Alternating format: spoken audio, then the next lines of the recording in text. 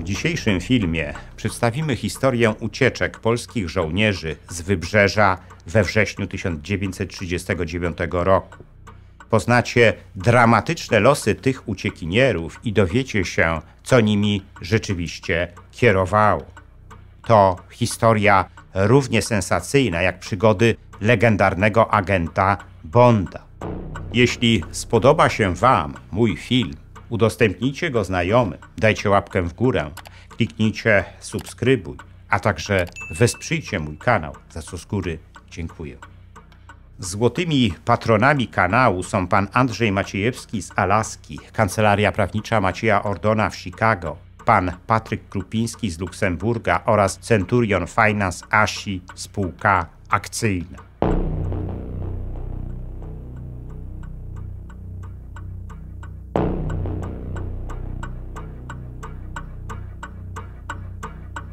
Żołnierze wszystkich pokonanych armii zawsze podejmowali działania, aby nie trafić do niewoli. Takie postępowanie było nawet zapisane w ich nieformalnym kodeksie honorowym. Tak robili również polscy żołnierze we wrześniu 1939 roku. Gdy obrona naszego Wybrzeża zbliżała się do końca, wielu z nich usiłowało przedostać się za granicę. Ucieczka drogą morską wydawała się dla nich mieć większe szanse powodzenia niż ucieczka drogą lądową. Ale tylko nielicznym z nich się to udawało. Głównie dlatego, że pod koniec września 1939 roku Bałtyk znajdował się już pod całkowitą kontrolą niemieckiej Kriegsmarine. Niemiecka marynarka wojenna nie tylko ustawiała zapory wokół rejonów polskiej obrony, ale też systematycznie przeczesywała wody wokół całego polskiego wybrzeża. Pierwszymi, którzy podjęli się takiej ucieczki, byli dwaj kapitanowie żeglugi wielkiej, Jan Lewandowski i Władysław Grabowski. 13 września 1939 roku obaj udali się do basenu jachtowego gdyńskiego portu, aby sprawdzić, czy istnieje możliwość ucieczki jedną z łodzi żaglowych, które tam cumowały. Wybrali nawet najbardziej odpowiedni do tego celu jacht, noszący nazwę Strzelec II i należący do klasy Konik Morski. Wracając z portu, spotkali Bruno Wylęgacza, znajomego mechanika, który po rozmowie z nimi postanowił do nich dołączyć. Chwilę później dołączyło do nich jeszcze dwóch innych znajomych marynarzy. Nocą z 13 na 14 września pięcioosobowa załoga Strzelca II, zaopatrzona już w ubrania i niezbędny prowiant, niepostrzeżenie wyruszyła z gdyńskiego portu. Pod osłoną nocy udało jej się ominąć blokadę niemieckich okrętów i po 2 dniach dotrzeć do portu w szwedzkiej Karlskronie. Tyle tylko, że zaraz po tym, jak opuścili pokład Strzelca II, wszyscy zostali aresztowani przez szwedzką policję, bo nie mieli paszportu.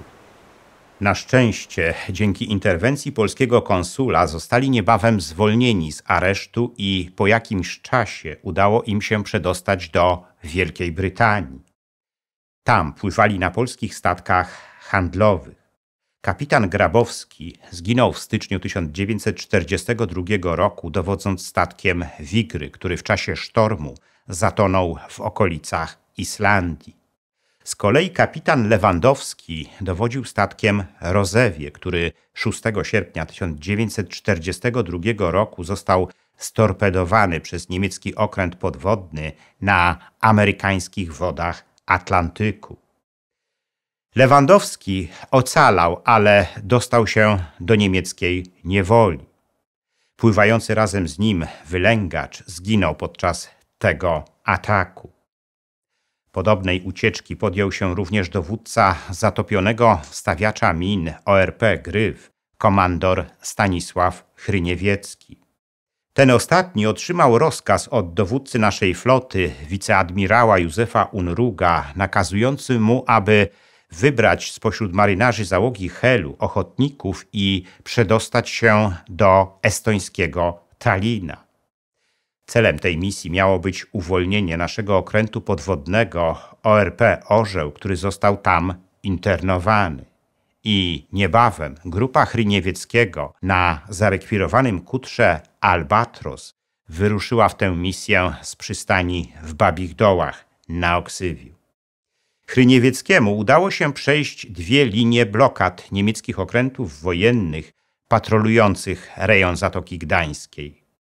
Gdy był już na wysokości estońskiej Lipawy, prowadzący nasłuch oficer poinformował go, że odebrał informację niemieckiego radia, że ORP Orzeł uciekł już z Tallina. I tak rzeczywiście było. Hryniewiecki postanowił jednak wpłynąć do portu w Lipawie. Gdy Łotysze powitali jego załogę, zaprosili Hryniewieckiego i jego ludzi do miejscowego kasyna na wystawny obiad. Po jego spożyciu Łotysze oświadczyli Polakom, że teraz muszą ich internować. Na szczęście to internowanie nie trwało zbyt długo i w grudniu 1939 roku Hryniewieckiemu i jego podwładnym udało się dotrzeć do Wielkiej Brytanii. Komandor Hryniewiecki jako dowódca niszczycieli ORP Grom, a potem ORP Błyskawica brał udział w walkach w Norwegii w 1940 roku, a potem już jako dowódca niszczyciela ORP Piorun eskortował alianckie konwoje na Atlantyku. 8 października 1942 roku dowodzony przez Hryniewieckiego niszczyciel ORP Orkan został storpedowany przez niemieckiego U-bota. Komandor poszedł na dno razem ze swoim okrętem.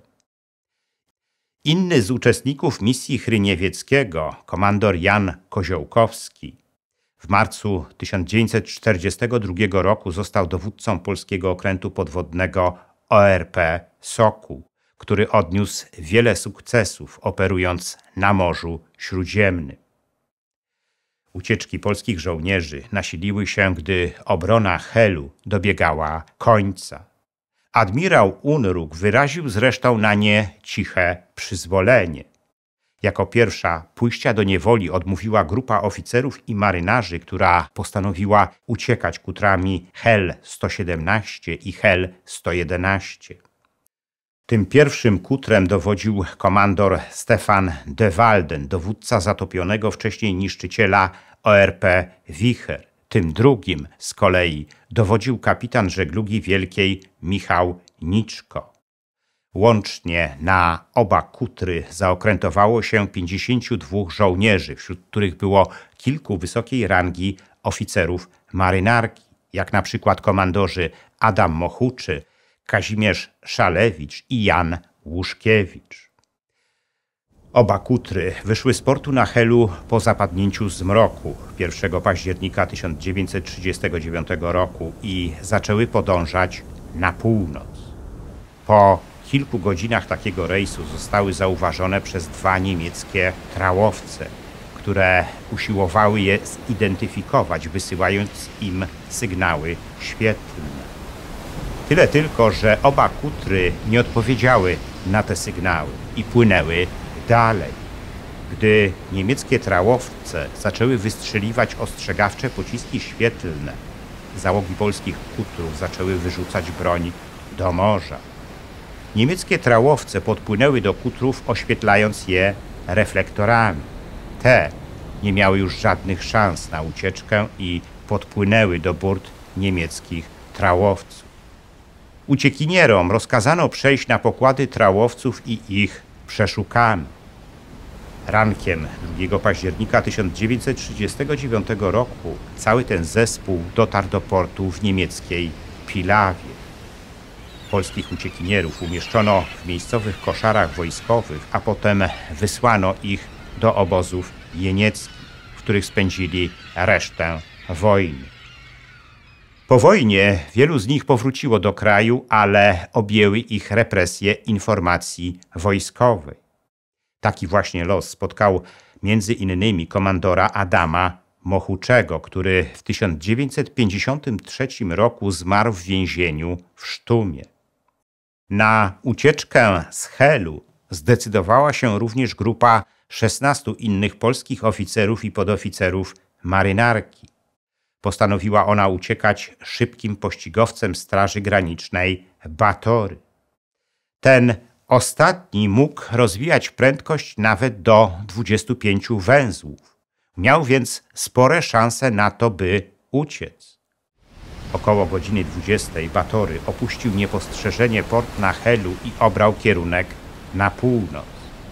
Dzięki sporej prędkości po 20 godzinach zdołał dotrzeć do szwedzkiego portu Klintehamn na Gotlandii. Tam jednak został internowany przez szwedzkie władze i wraz z polskimi okrętami podwodnymi ORP Żbik i ORP Ryś oraz naszym żaglowcem Dar Pomorza spędził resztę wojny stojąc w porcie pod Sztokholmem.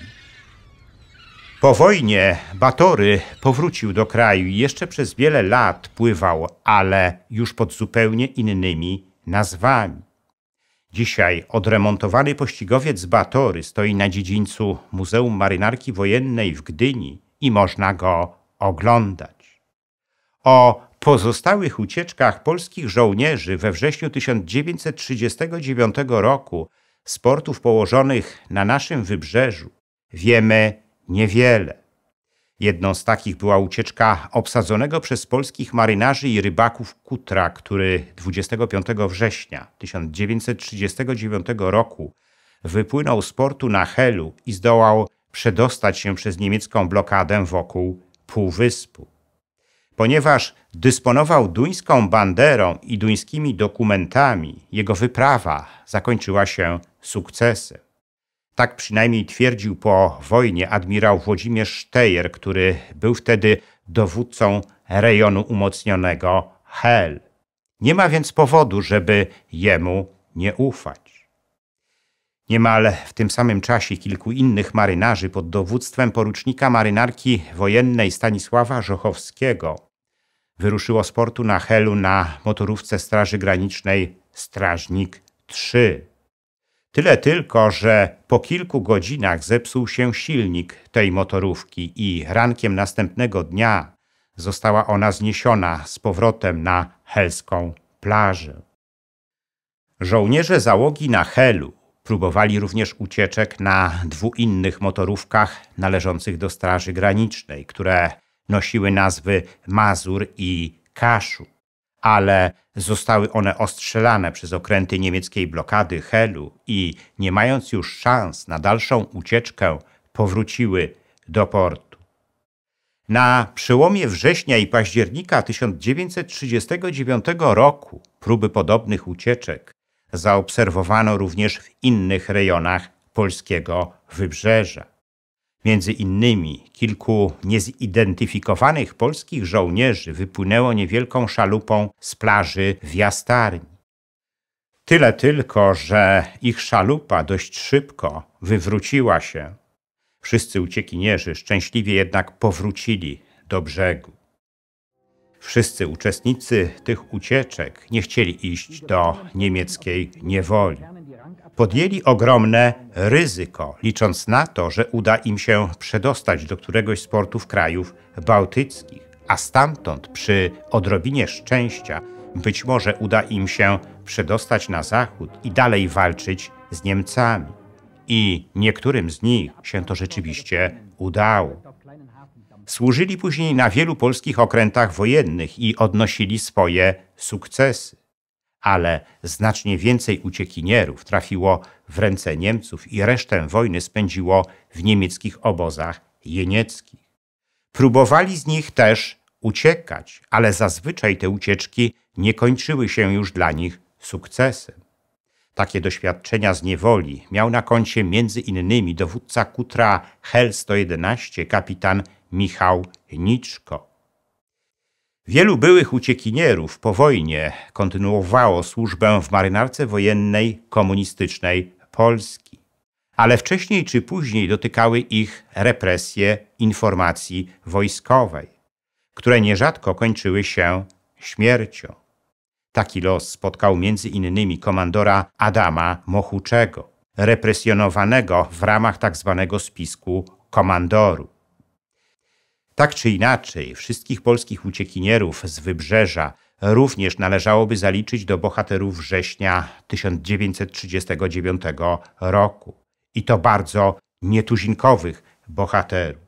W końcu ich ucieczek nie powstydziłby się nawet legendarny agent Bond.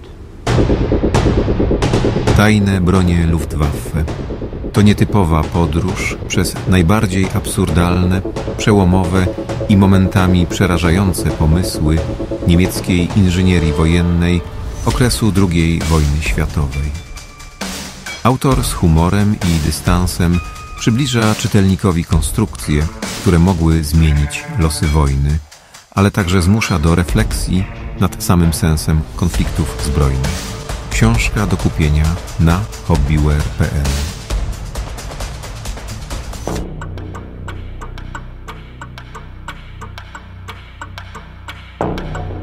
Dziękuję za liczne komentarze moich filmów i wpłaty. W sposób szczególny chciałbym podziękować złotym patronom, którymi są pan Andrzej Maciejewski z Alaski, Kancelaria Prawnicza Macieja Ordona w Chicago, pan Patryk Krupiński z Luksemburga i Centurion Finance ASI Spółka Akcyjna, a także srebrnym patronom, wśród których są panowie Dariusz Kwoka, Dariusz Wietrzykowski, Arkadiusz Strykowski, Bartosz Filip Cichy, Sebastian Nastarowicz, Zbigniew Foryś oraz Kongres Polonii Kanadyjskiej z okręgu Toronto, Stowarzyszenie Nasza Polonia z Australii i firma informatyczna Sagitum SA. Dziękuję również pozostałym patronom, gdyż każda kwota wsparcia jest dla mnie ważna.